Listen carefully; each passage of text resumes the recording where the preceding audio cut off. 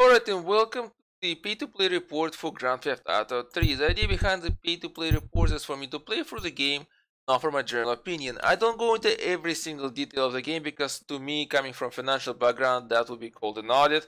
So I choose to do a simpler review of the game, which is called a report. Now let's get a car. Oh, there we go. And now you can see why the game is called Grand Theft Auto. Most of the things that you do is to steal cars. Now what you're seeing is not the vanilla version of the game.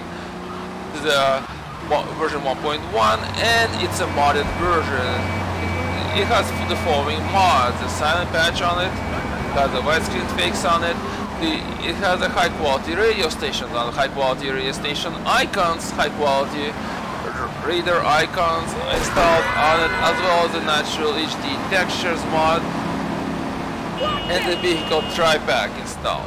Now I'll have all these mods listed and the locations to find them in the description of the video. Now let's get to the actual game itself. In my opinion of it, let's get out of the area, of course, where everybody's trying to shoot me. And well, my general opinion of the game is that, well, it's okay.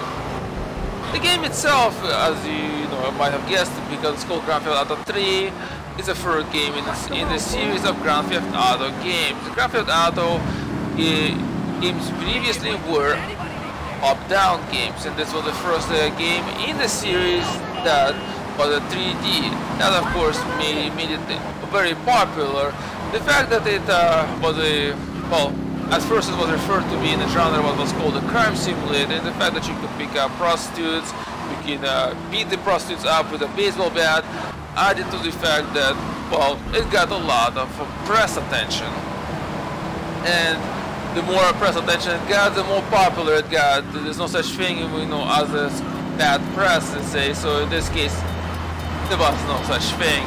And the game became very popular, and as a result, a lot of other games decided to kind of copy its approach and came out with the open world genre games. So this was a game really not popular to open world genre. It was not the first game in open world genre, but it's the one that made it really mainstream. So if you're interested in that and just playing the game from this kind of historical perspective, or experience what was the game industry, where the open world genre started, you can play the game. You can also play it if you want to find out where the current iteration of the GTA franchise is coming from. You can play it for that. Otherwise, I don't really see a point. Like I said, the game is okay. It's not great, it's not good, as far as I see it. And the reason for it, well, the story is really, well, it's lacking. It's not really that great. And the story, well, it begins where I'm trying to get right now. I'm going to the first island. That's where the story picks up. That's where it begins. And the story is pretty much very it's simple. You start out with the fact that you trying to rob a bank. You and the two other people. One of them is your girlfriend. She decides to keep all the money for herself and shoots you and the other guy. And that's it. That's the intro video. You are arrested, but you stay from jail. Because as you're being transported to jail, you're broken out. After that, you just kind of start doing missions for different bosses.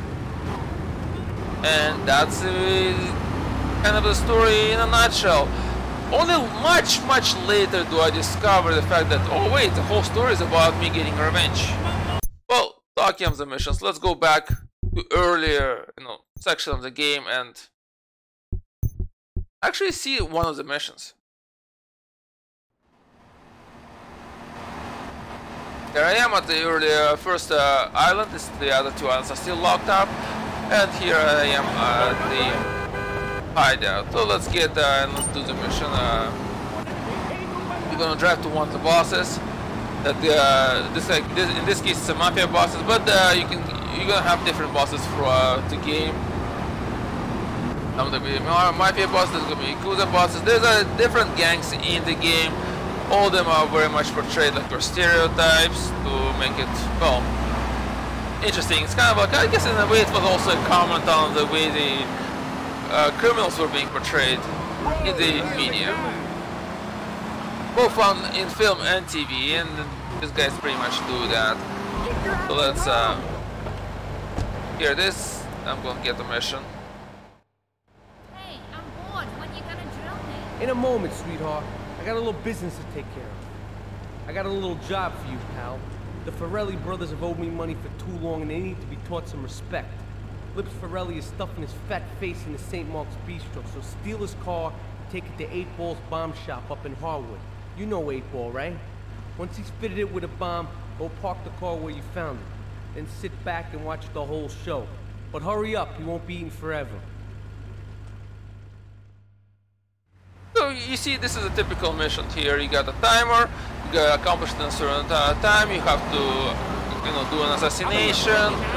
In this case you assassinate by putting a bomb in a car. The other missions, assassination missions, where you have to beat somebody up with a baseball bat, or you just, you know, shoot them.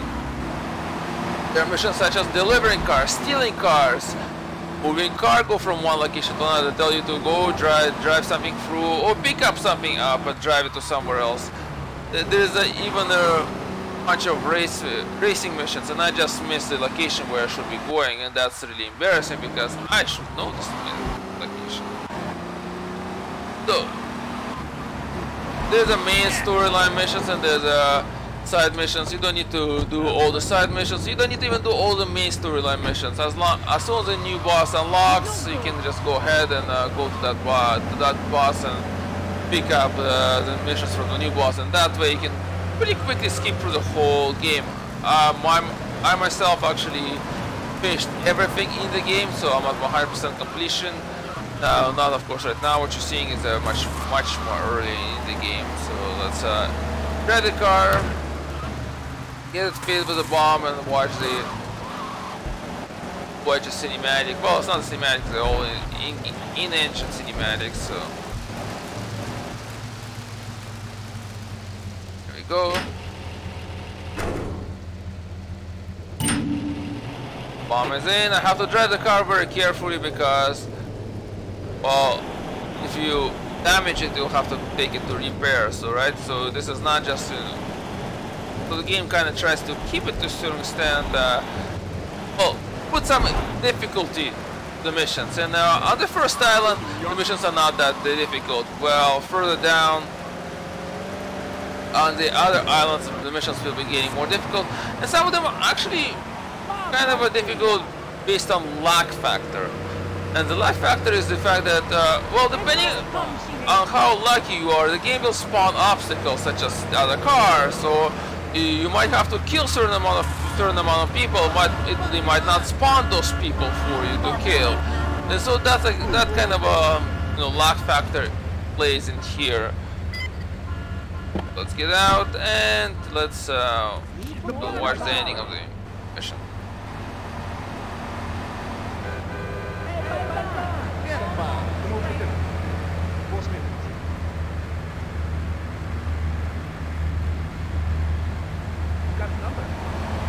It will explode. Nice, eh?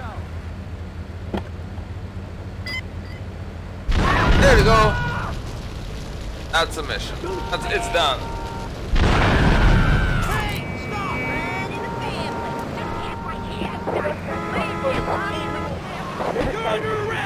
And now, here's the thing.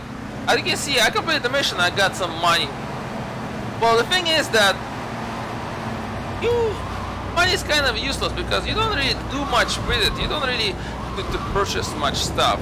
So, what's the point of collecting constantly all that money if you're never gonna use it? That's another part of the game that that's kind of strange to me. So, what's there to do besides the main missions? What else? And besides the side missions like that?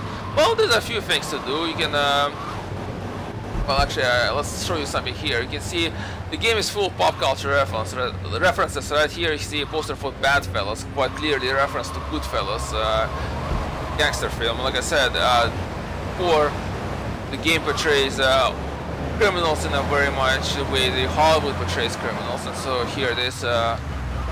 it also does the game does also a lot of reference to the Hollywood films and and the American TV shows about criminals. Now, what else, like I said, I was talking about what else to do. Well, there's one thing here I'm going to show you. It's called unique jumps. Basically, you drive a car, preferably a fast one, over a ramp-like structures, and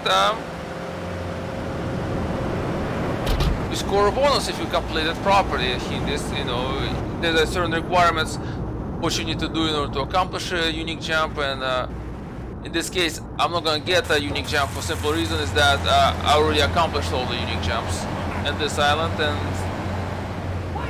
again, when you accomplish a unique jump, you get you get a financial reward, and like I said, you have nothing to spend it on.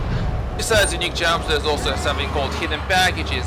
Collecting hidden packages will give you benefits such as weapons that will be now available at your hideout. Let me show you. I have right now, I collected some of the hidden, well, actually all the hidden packages on the first island right there. As a reward, I have all those 3 weapons available in my hideout. Besides that, well, if you have a taxi, you can do taxi missions. Let me show you. Right there. Tells me go look for a fare, and you can hopefully you're gonna find somebody very quickly. Right there, there's a person. Come up, pick them up. They tell me where they want to go. They tell me they want to go to Marcus Bistro. That's actually where we just did a mission. I have a certain amount of time today to get those people there by, and once I will the person there, I get money for it. I'm trying to make sure that I don't destroy my car in the process, because nobody's going to sit in a taxi cab that's actually scattered. And that's, that type of missions. There's also possibility to do missions in an ambulance, in a police car, and then in a fire truck. Depending which missions you do, you'll get different rewards. Ambulances offer you the reward of a health pickups at your hideout. Police missions will reward you with the police bribes, and the fire truck missions will reward you eventually with a flamethrower. Doing taxi cab missions, besides money, will eventually unlock a taxi cab company where there's going to be a new cars there. What else there is to do? Well, there's also ability to steal cars and deliver them to a certain garage for, well, the garages are called import-export, so you guys, you might understand, they are kind of exporting the cars. Garages either, well, you'll be informed by the pager in the game that the garage is accepting the cars, but you can also find them yourself. In my case, I actually found the garage myself, and they usually have a list outside the garage that lists the cars they need. Right there. There's a list, right? I got all of them except Dodo, which is a small plane, actually. So, now, like I mentioned before, the game has a lot of pop culture references. It also has a lot of social commentary. Social commentary is accomplished through commercials in the radio stations. Now, you don't hear any radio because I turned down the music, but right there I can actually turn back the radio for you, and there's a few radio stations. They offer different music, and there's also a talk radio station that also offers a certain social commentary. My problem is that eventually you kind of heard them all and it becomes annoying. So, you know what? I'm just gonna turn it down back. Like I said, all this, kind of becomes eventually just a noise that I just can't stand, because then I already heard them. It's a repeat. It's a repetition of the same stuff all over again. So, what else there's to do? Well, there's also something called rampages. Rampages are like a short missions that give you a certain period of time, and you need to just go in and accomplish such thing as destroy a certain amount of cars, kill a certain amount of people. Like right there, there's one of the rampages to pick up. I'm not gonna do it because I don't want to waste time right now on this. So that in itself is a game in a nutshell, and you pretty much can experience all within the first island. And for a long time, that's all I did. The first time I got the game back in the day, that's all I did. I played on the first island, my brother and I whenever I got to the second island.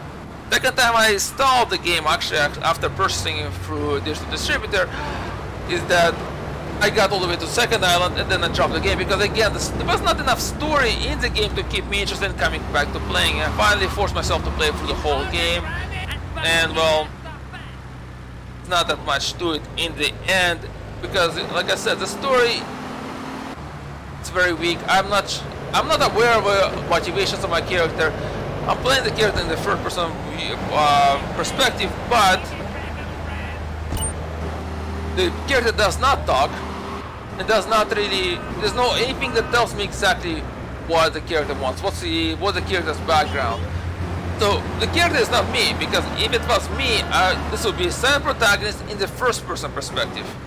Like in literature, they'll say if you write from first person perspective, that's when you want the reader to associate himself or herself with the protagonist.